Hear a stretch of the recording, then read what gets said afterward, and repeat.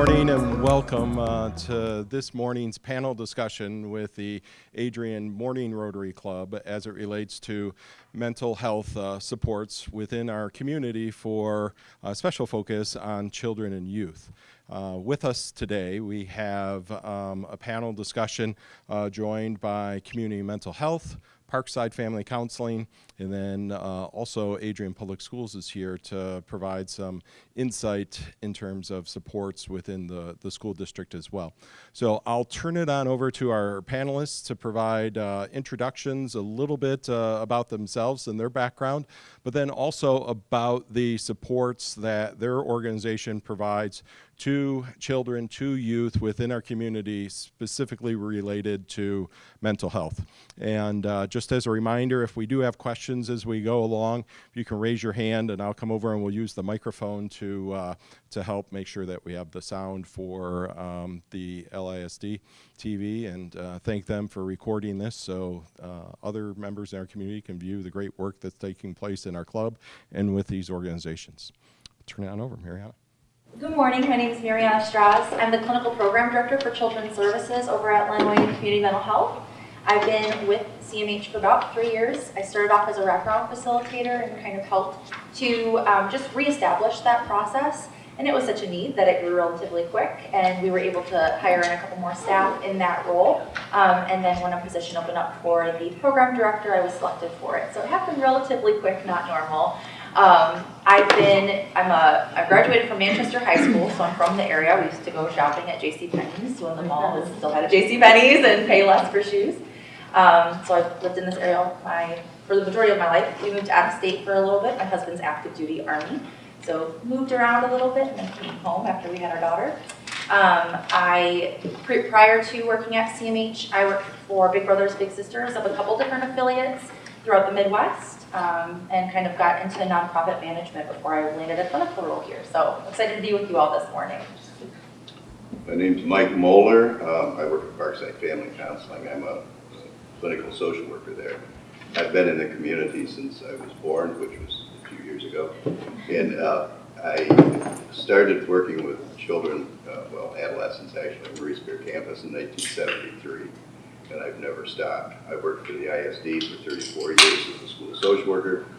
Since I retired from there, I switched to Parkside, and I'm working there full time now. Concentration on children and adolescents, especially children and adolescents that have been sexually harmed. We work with complex trauma. There's not a lot of agencies that are able to do that, and we have our specialty is running groups.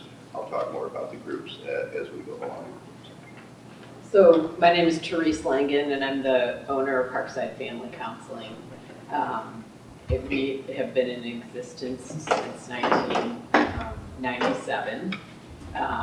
The 5 years prior to that, I worked at Community Mental Health, and at that time, Parkside was formed to really fill a niche that wasn't going to be able to be served at community mental health anymore, and that was youth who were involved in the juvenile justice system.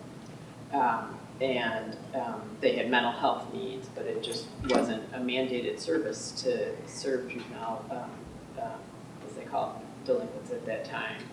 Our services have grown astronomically since that time. When we hired Mike Moeller as he was getting ready to retire from the LISD, we just had some overflow clients that we, kind of pushed his way, and now Mr. Moeller works about 5.5 days a week, which is really incredible. But we do have services in the schools. We through both Adrian Public Schools and the ISD. We have services in the home through the juvenile court system and through child welfare, an intensive home-based therapy program. And we have services in the community through outpatient services for young children, adolescents, families, and adults. But I think our main focus has always been adolescents. Probably most of our clients at one time are going to be somewhere between the ages of 12 and 18. So as we hear examples in the news or just conversations with family members or neighbors where a child's having a crisis and they say, I don't know where to turn. If they were to turn to your organization, how would you serve them, and how do we know it would be the right fit, that sort of thing? So what services do you provide specifically to youth? Yeah, I can start off with community mental health. So we have a 24/7 access crisis line. I was on call last week, so you hear someone that is a master's level clinician.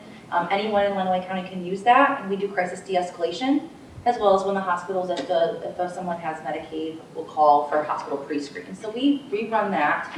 And then once we have that crisis call, if they're not someone that's actively in treatment with us, we can go ahead and through that crisis line, even at 2 in the morning, set them up for an intake appointment or for a screening appointment to get access to services. So our services are absolutely accessible for anyone in our county, especially for youth and families to utilize. If it's someone that's already open with us, then their case manager, their therapist, their wraparound facilitator, whomever is working with them, their entire treatment team, if they have a psychiatrist through CMH or if they have multiple people working on their case, will be notified as well through our electronic health record. So it's a pretty over collaborative. If someone's in crisis, we'll absolutely do anything to make sure that they can get the services that they need to de-escalate that crisis and prevent hospitalization or going to the youth home or the detention center, all of those things. Parkside works with people that through contracts with DHHS and the court and a few other entities. We also get calls from people every day that use their own private insurance, commercial insurance or Medicaid, HMOs, depending on what they have and what we accept, which is a plethora of insurances. And then people come in, usually there's kind of 3 categories that I think about in terms of youth that need services. They have mental health needs. Sometimes their mental health needs overlap with behavioral issues. There's trauma, which is probably present, significant trauma, in about 80% of the clients that we serve. Then the other thing is kids get a little bit older, but in the middle school to teenage years, we are addressing a lot of substance use. We work with people who have risks of substance use because of just their background and just their life circumstances, but also kids that have dabbled in substances, and we're trying to keep them from having it happen again. So all different levels of from primary prevention to just really trying to keep it from ever happening. Trauma plays a very important role, and I know that both of your organizations have played a major piece in terms of promoting a trauma-informed community.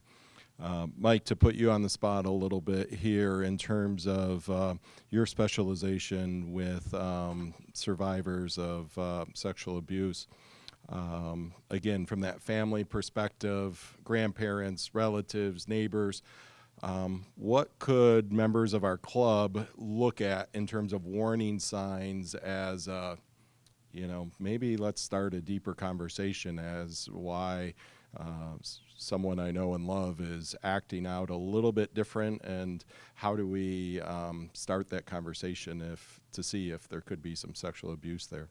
Well, I think it might be helpful if I just give a quick explanation of the word trauma and how the word trauma is used. And it's thrown around a lot in so many different situations. Trauma is when something horrible happens and you don't know if you're going to survive it. That's really what a trauma event is. We work with complex trauma. Complex trauma is different than that. Complex trauma goes over and over and over again. So I use the example, if you got on a train every day and you had to go from point A to point B, suddenly the train crashes and there's screaming and there's bodies around it. That's a trauma. That's something you're going to have to deal with further down the road.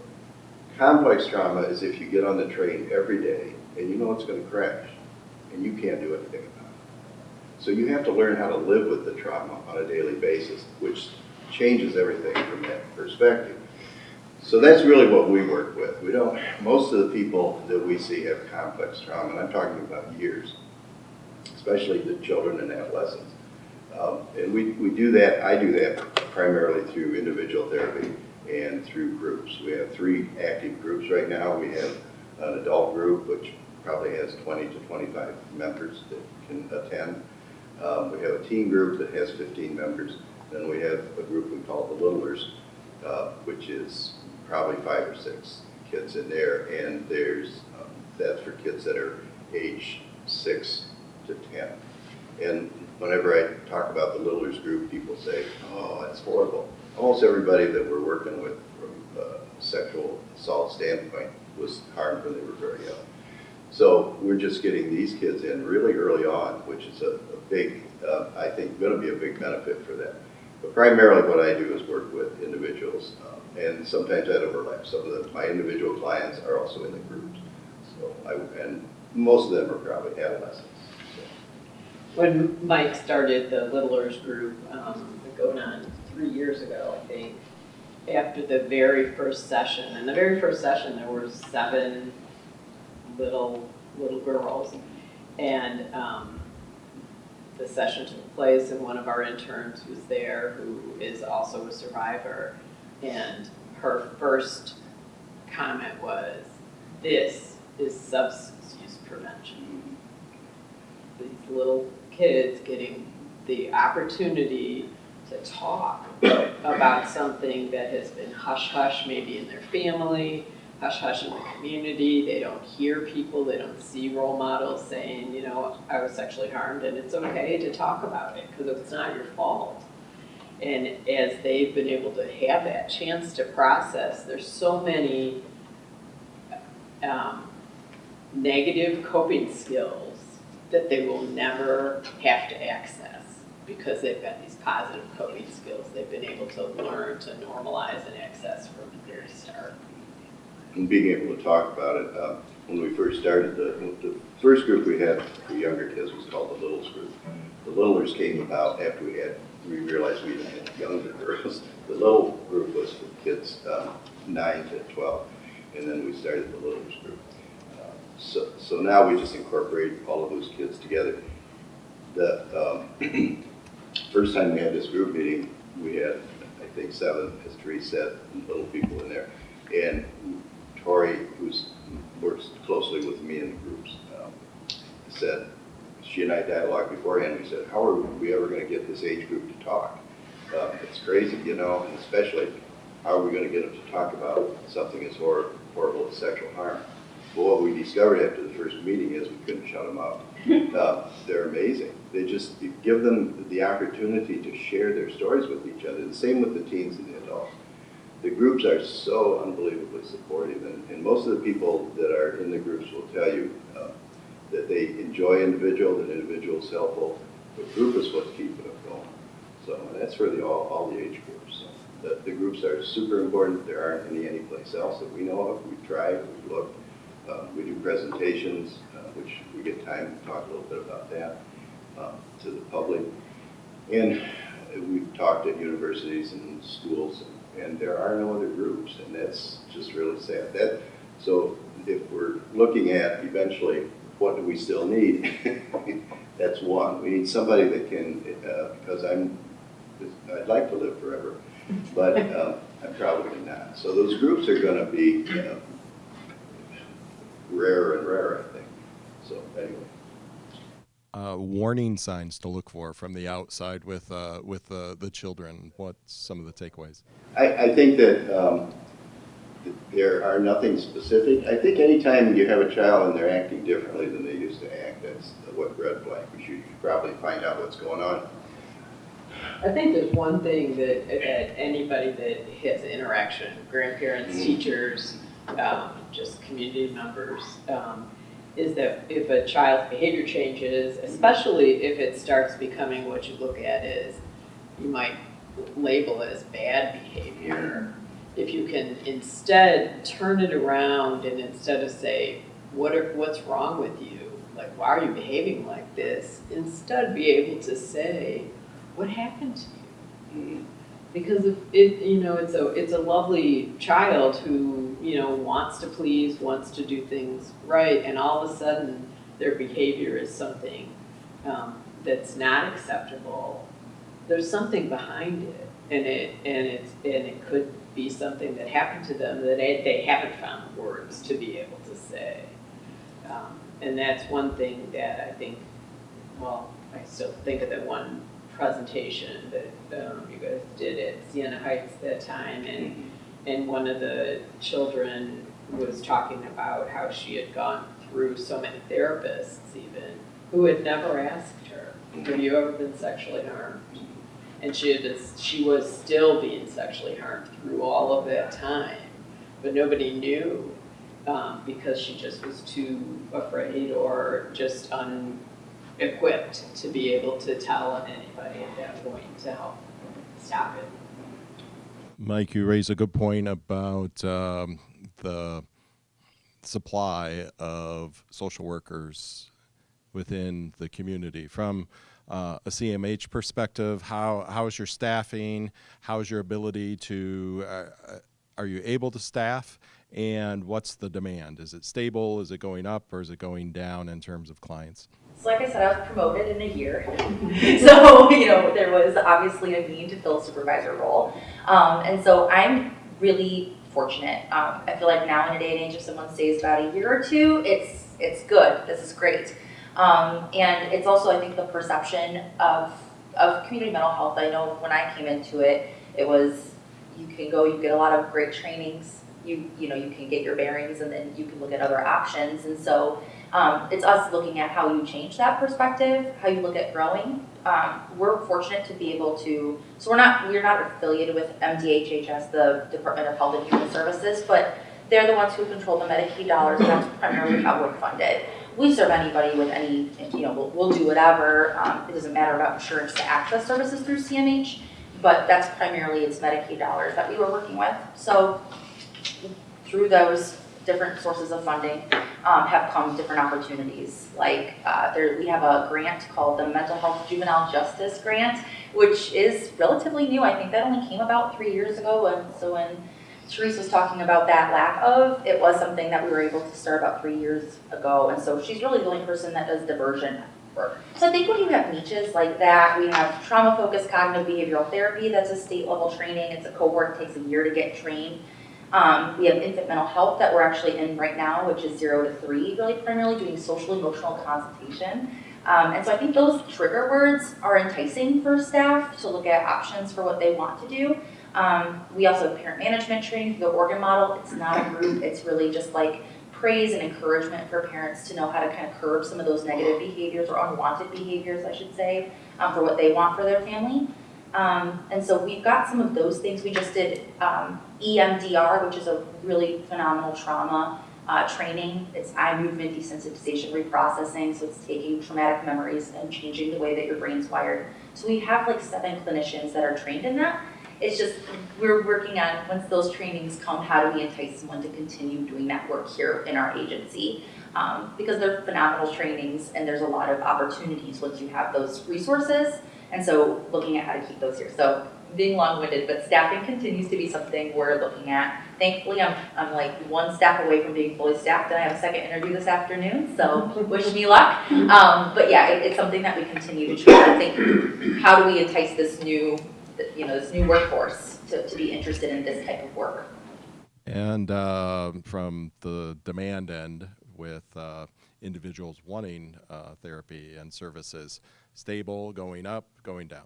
This is where we really work with our partners. So how we function is we use something called, this sounds so fancy, but it's not too fancy. It's the Child Adolescent Functional Assessment Scale. What does that do? It just looks at disruption in functioning in school, home, community. Are their thinking and speech congruent? Do they make sense with what they're intending to say? And so we take that score, and it has to be a certain level to meet our criteria. So when we're talking about children that have behaviors of what that looks like warning signs, there's something that we look at that's externalizing behavior, so acting out, fighting with others, and then internalizing behavior. So like really withdrawn, stopping doing their homework, doing things that are just, they're not acting out, they're not hurting others, but they're doing things that are harmful to themselves. So it's harder for us when you have those externalizing behaviors, the fighting, I'm getting expelled from school, I'm now at risk of going to the juvenile detention facility, or I'm going to the hospital all the time because I'm making these threats. Those are more obvious to see, right? Or more obvious to score on that assessment scale to say, this is really high. We have to do our intensive home-based therapy, which we have as well. We have to get in and offer wraparound, and 5 of my 8 my 8 staff are going to be on this one case because it's so intense. So why I'm telling you this is because when we start to look at titrating out, so we try not to be permanent fixtures in someone's. We don't want children to be like, my therapist was the only one that ever listened to me for 10 years.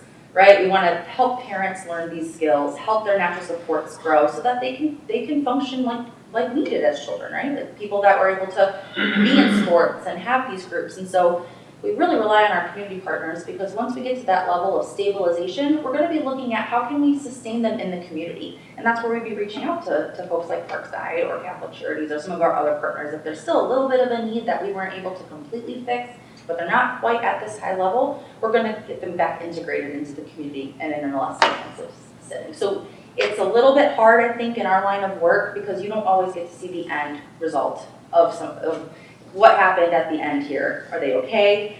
So Teresa and I were just chatting because she called about someone that we had shared, and I was like, we haven't heard from them in a year. You hope that they're doing well, but you're calling me because of something not doing so great. So I think that's the hardship when it comes to staffing too, is that you want to see, look at what we've done together, look at what you've learned, and I've been able to see that full circle, and it's not that way for us.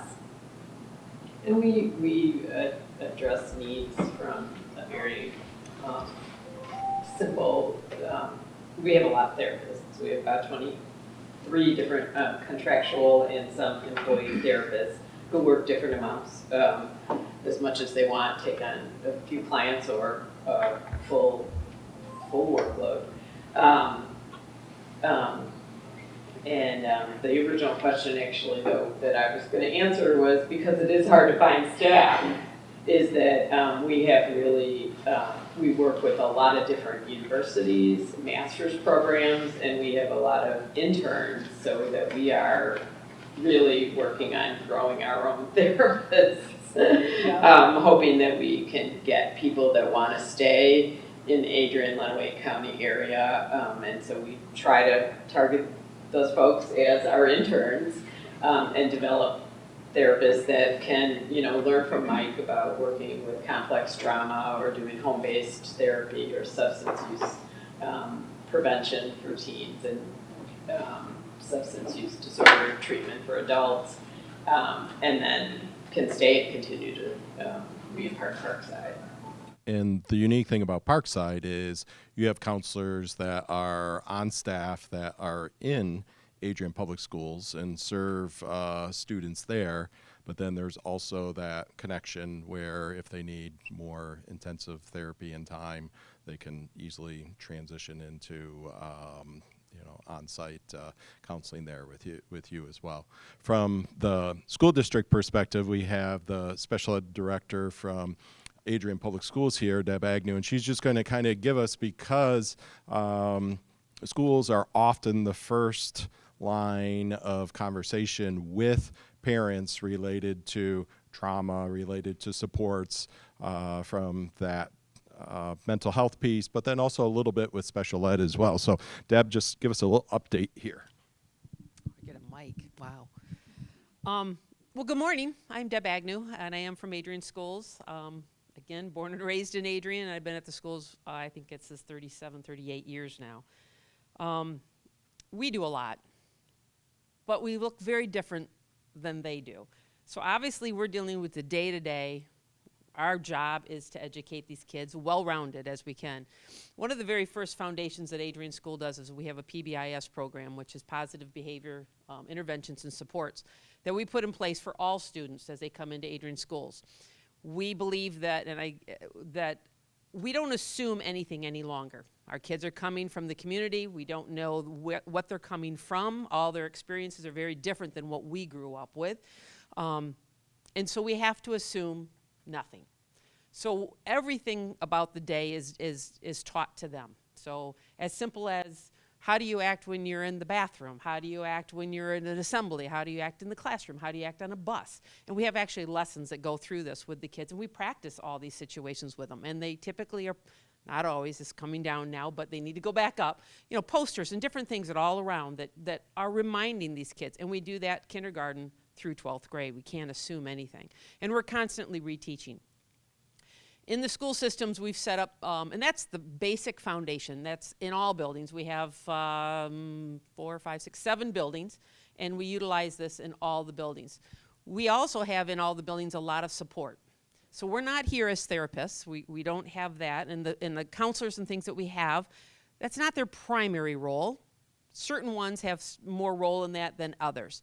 But every building has a lot of additional support. So in the elementary schools, you have the principal. That principal spends a lot of time with those kids. We have social workers for kids with IEPs, those students that are special education. And they're only supposed to see kids with those specialized IEPs. But we also have counselors in all the elementary buildings to assist the other students. Do they cross over? You didn't hear me say this, but at times they cross over because they're in the buildings and they're going to support the kids that need that support at that time. Their job isn't sitting there as a therapeutic person, like they're not doing what they do, but they're that ground. We need to show them stability. These kids need somebody to be able to talk to on a daily basis when in crisis, when things aren't in routine for them. So again, the purpose behind the routine of the schools and the PBI is because we need to keep the kids stable. We need to keep them to understand when you're here at school, this is what you're going to see. They need to know that consistency. So we work really hard on trying to do that. The counselors are there. I have success coaches or grad coaches, depending on what level you're at. So that's another level. And they're checking in the kids. So they are always watching. They might be watching, how's their attendance? Are they getting the work done? Are they regulated today? Do they need just a break? Do we need to do a check-in and check-out where the kids can come and see them first thing in the morning and at the end of the day? They're not counselors, but they're there as that moral support. And they follow the kids. They get to know the families and spending time with them. Every elementary school has one, or has one, at least one of those. Middle school has, they might have 3 or 4 now. More than 2, 3, 4. High school has 4. We have school counselors, just school counselors at the high school level, and at the middle school. The middle school has 1, the high school has 2. Their roles obviously look very different because they're doing a lot of technical stuff that the school needs done, scheduling and preparing for the state tests and all that. So they don't necessarily have all that time, but they do see kids. They do spend time with them. We, though, are just that foundation. We're hoping to find and help the students that need those extra help. We work very closely with CMH, with Parkside, and other counseling services and help kids get out where they need more therapeutic. They're the clinicians that they can really dig into those. We are not equipped to do that. We have a great monthly meeting right now that we started this year, which is, we call it sort of a community safety group, but it brings in, we're working with agencies. So we have Parkside is there, LISD is there, Adrian Schools is there, the police department is part of it, the juvenile court system is a part of it. All this group comes in. And honestly, they don't talk about everything that's going on, but when we have an extreme case that we're very concerned about, we come together with permission to have that conversation. What supports can we find in what place? The hardest thing we have in schools is where do we go? Like, we know these guys, they're stables, but it's not always that situation, so it's to figure out what those resources are. And so we have a great opportunity to work with them. Let me see, I could talk forever. There's so many things that we do, so. Great, thank you. So at this time, we'll open it up for questions. If anyone has questions specific, we'll turn it on over to Bob here. I'm just wondering if the pandemic-related learning loss has driven more business your way. Probably a different kind of business, right? Right. Probably just different. Yeah, not so much the learning loss, but the isolation. Yes. Increased Really, social anxiety. yes, social anxiety, depression, those types of side effects. In family systems that are having struggles, remember they were suddenly locked up together 24/7, and that upped the ante for all of them that are being mistreated in some way, shape, or form within that system. So those kids are still trying to recover from some of that. And in the school system, the anxiety is huge. I mean, we've always had, students with Some anxiety issues as typically in elementary, a little bit middle school, high school, but it's grown tremendously since the pandemic. It's huge, which we didn't see coming our way. So, and depression. So it is making a very big difference in kids in our world.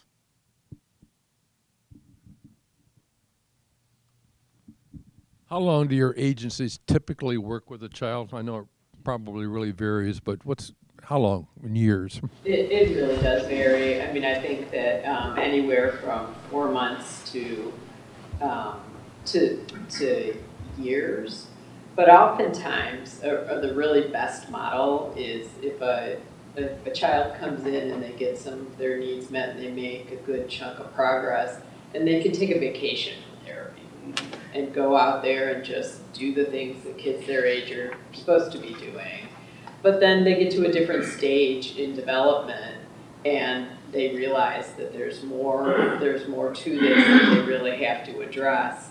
And they have a safe place to go because when they were younger, they had a good experience in therapy and they call us back. And those are folks, even when we have a waiting list, if they're return clients, we oftentimes work hard to find a space for them, and the original treating therapist often just wants to make room to, be able to get them to the next level of care.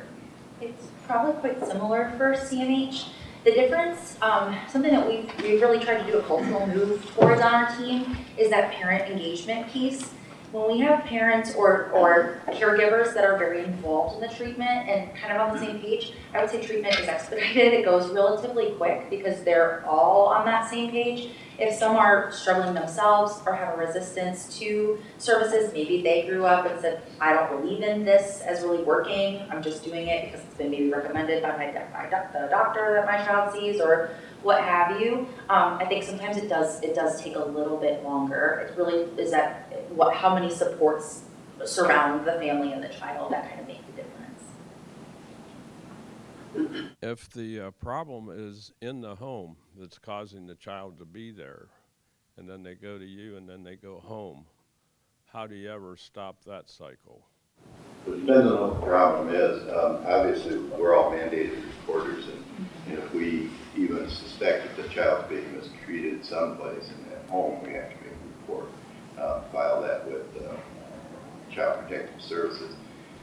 Then they take over from that standpoint, and if it's not safe for the child to be in a home, then they'll remove the child from the home. Or on some occasions, they'll remove the offending party from the home, which is not quite as good. I know that we hate to take children out of homes no matter what because it's their family and it's always upsetting to them. But if we don't sometimes remove them from that dangerous situation, they're convinced over time to drop what they said, to recant what they said about what was happening to them, especially as far as sexual harm goes, because it's almost impossible to see sexual harm. You can see bruises, you can see cuts, you can see burns, that kind of thing. You can't usually see sexual harm, so it's based on what the child has told you. And if that child stops telling you that, there's not much you can do from that standpoint on. So we will work with the family if it's a non-lethal situation, and I say lethal meaning sexual harm especially. But if that child is in immediate danger, we have to turn that over to CPS. but often we work with child welfare, and I think what we try to promote amongst therapists at our agency, and I'm sure at CMH too, is that it's really about the family. So if the child is the identified client, the change has to happen with the entire family, and I look at it as a machine. You know, if one part is rusty, we still have to get the whole machine working again, and maybe find a different way around, you know, the problem. But everybody, if we can get the system to work differently, then they can see what's happening to the child and do things differently to be able to build them up. Therese, can you share a little bit about the grant and the outreach into schools on prevention of substance abuse that's taking place? Sure, we're working toward having a contract with the LISD to be able to go out and do what we have developed through research over the last probably 5 or 6 years, and we continue to develop is a protocol for what kind of things are evidence-based for teens to be less likely to use. And what we really like to talk about is to delay use of alcohol or drugs. It's hard for a young person to sit down and say, okay, I'm never going to use, or but harm reduction is an important piece. But for kids and their developing brains, what we really want is for people to wait till they're honestly well into their 20s would be perfect. 25 would be everybody's brain's fully developed. You're 25 now, and you can go have a drink. Doesn't quite work that way, but different people have different vulnerabilities to their brain based on their experiences. So if a child has experienced a lot of complex trauma or trauma throughout their life, their brain actually develops differently, and it's more vulnerable to things that you allow into the contact with your brain. So if you take in drugs or alcohol, it can arrest the development of your brain, or it can slow it down to a point where you're not going to have that adult functioning brain someday, but you're also making not as good choices when your brain isn't fully developed and you keep kind of stopping the development of the brain. So that's why, we really, so we have a 6-week protocol, 6 one-hour sessions that we're working on getting into the schools again. We've done a lot with Adrian Public Schools and a few other districts in the past, but to get it a little bit more solidified so that kids all over the county have some of the information and some of the skills that they need if they don't already have those. That's right. So we have a guest star today, and we'll put her on the spot as well with Lynn Pundit from the eBide Neighborhood Promise. So the work that's taking place there, can you kind of give a quick commercial of how you can fold in with the work that's taking place, sport, community, mental health, and youth with your programming? Because everyone here wants to know why a Kwanian is in a Rotary meeting. Thanks for the warning here, Bob. Well, the eBide Neighborhood Promise, our goal is to address health disparities, inequities, and the work that we're doing, and the reason that we chose East Adrian to develop a community center is that we would like Parkside and Community Mental Health, who we know people at and consider partners already, to have a place to come and meet people in the community where they live. Transportation is a real issue. Getting to DHS or the social services building or even to Parkside, but not just transportation. These are really serious issues that stunt the development of youth and into really healthy adults. And so, we understand from data and evidence-based programming that the 3 census tracts in the east side of Adrian have the greatest disparities in services available to youth especially, but adults too. So we want to bring partners alongside ProMedica into East Adrian at a community center, and hopefully in time, measure over many, many years that the data that tells us that suicide rates are higher, right? Okay, and you didn't address suicide, but we know that those are increasing. So we'll be looking at data over many years, but through eBite and ProMedica, it's really through partners that are more experts than us in specific areas. But we want to do it in the community where they live, where we build trust, and people will be more likely to come for services if they know us and have a place in their community. I don't know if that answers your question. Perfect, thank you. Mary Jane, some questions. I've got a couple of questions. First, so what I'm hearing is basically entry into any help comes through the schools. Is that, am I? Entry into their programs and stuff? Any sort of assistance to kids with problems, if it's not seen. We're a popular one, but I would not say necessarily the only one. Okay.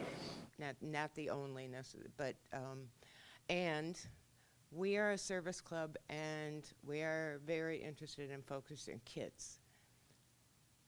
How can we help? Well, one thing that Mike Moore might want to talk about in the last few minutes that he has available here is the Healing Project. And the Healing Project is Mike and some of his clients put together this presentation that is available to empower girls and women who have been sexually harmed and to educate the community about the prevalence of sexual harm and the route to healing. Your club might be able to sponsor it doesn't cost anything, you just have to have an audience here, and Mike can do the rest, so go ahead. Well, the Healing Project started about probably 8 years ago, and it was because of a particular client that I had who really urged us to do this. The Healing Project consists of a group of survivors of sexual harm. I think our youngest presenter that we've had has been 11 years old. The oldest are adult women. So we have quite a range. They go into the communities. We've spoken at Parkside has spoken at Siena Heights University, at Adrian College. We've spoken to most of the school districts, including Adrian, which, by the way, was our biggest presentation ever, and to the entire staff. We've spoken at Eastern Michigan. We go all over the place. We've spoken at City High School. The point of doing it is for the survivors. This is an empowering exercise for them. I know it sounds weird to ask people to get up and talk about what is probably the most horrible stuff that they've ever had happen to them in their life, but every time they talk about it, it empowers them to understand that they had nothing to do with it. And they're telling the public about what somebody did to them. And in doing that, though, they also educate the public. And it's amazing, whenever we do schools, and we love to do schools, the number of teachers that come forward afterwards and say, me too. We always have people, teachers, crying in the audience. It's just a very, very powerful presentation. We start out with a PowerPoint. A couple of the other presenters do the PowerPoint. I used to do it all, but I'm a boring speaker, so they're much better at it. And it's about 30 to 40 minutes talking about what is sexual harm, what does it do, how does it affect the people that have experienced it or are experiencing it. And then we have a group come up, and we have anywhere from, we've had 5 presenters to 18 presenters. And they go down the line and they introduce themselves, first name only, and they tell their story. We don't get into the gory details, it's not helpful to them. And the audience wouldn't be able to handle it anyhow, because the true facts about what they went through are just bad stuff. So we don't go into that. But they talk about who sexually harmed them for how long, what happened to that person. Oftentimes they're now in prison, and sometimes they've never been prosecuted for anything. And then they talk about how what their healing process has been, primarily individual therapy and then group. And then at the end we do what we're doing here. We have a question and answer period. And it's just a super powerful presentation for anybody.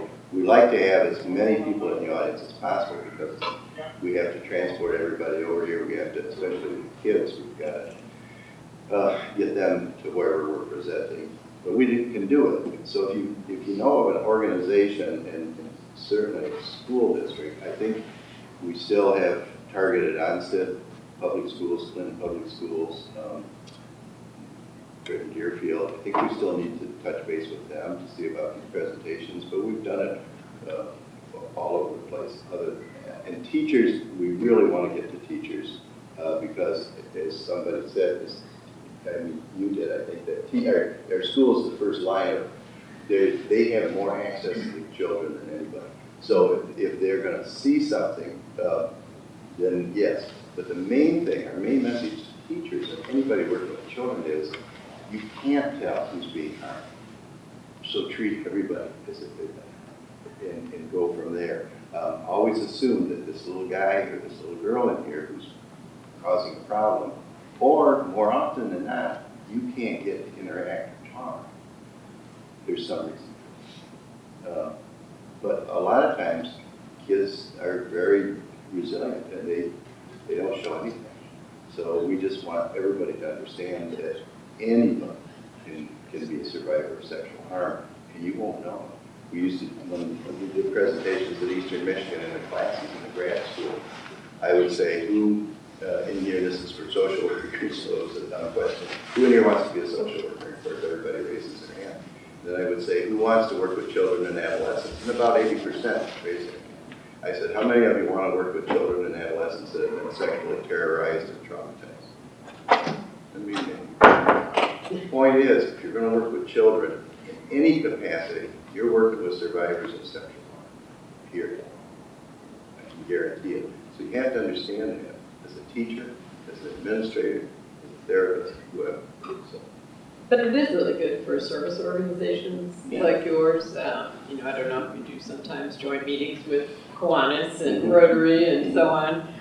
But to be made aware, so then you can be a safe haven for somebody down the line when you can be the one that might have to get them to services.